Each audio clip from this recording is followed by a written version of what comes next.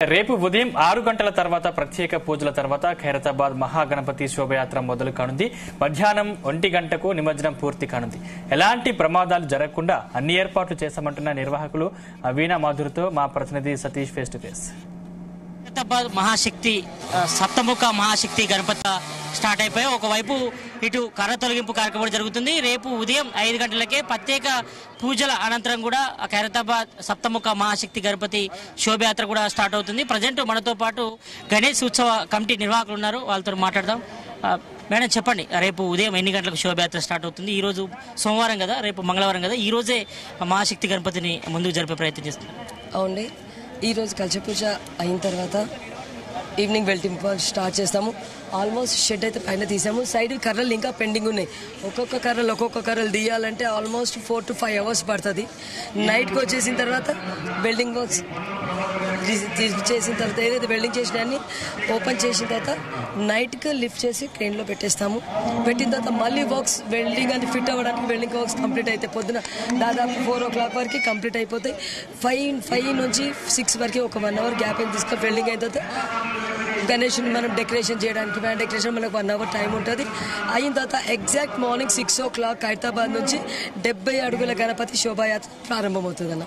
నిన్న అర్ధరాత్రి కూడా కొంతవరకు పబ్లిక్ పెద్ద ఎత్తున కూడా వచ్చారు. చాలా వరకు కూడా ఒకేసారి దర్శనాన్ని నిలిపివేయడంతో కొంతమంది పబ్లిక్ కూడా ఇబ్బంది పడ్డారు. ఇప్పటి వరకు అయితే దర్శనానికి ఎవరిని కూడా అనుమతించట్లేదు.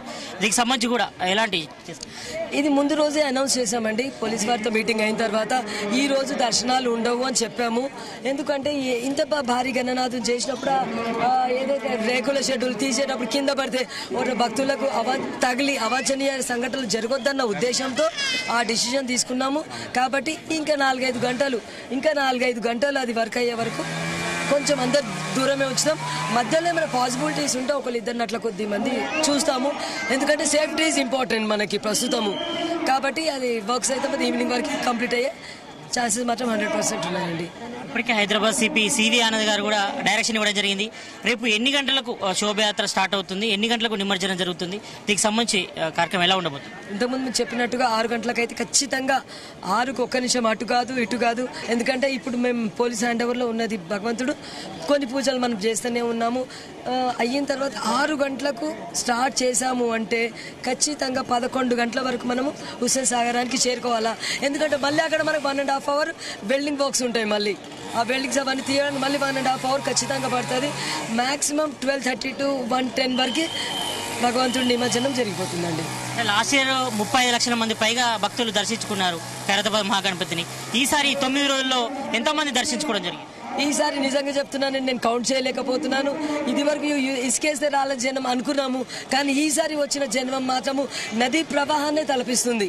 అసలు వాళ్ళని పుష్ చేయడం తప్ప ఇంకా ఏం చేయలేకపోతాం. అనౌన్స్ చేసి వాళ్ళని మూసేయడం జరిగింది. నిన్న కౌంట్లెస్ ఉన్నారండి. మాత్రం ఈ 1 dayలో ఆగితే మేము ఆలోచించి చెప్పడానికి అవకాశం ఉంది. ఏది చెప్పినా ఏడు తక్కువవుతుందో కౌంట్ అన్న ఆలోచన వస్తుంది నాకు. సో జన ప్రవాహం మాత్రం నిన్న నైట్ వరకు అట్లాగే ఉంది.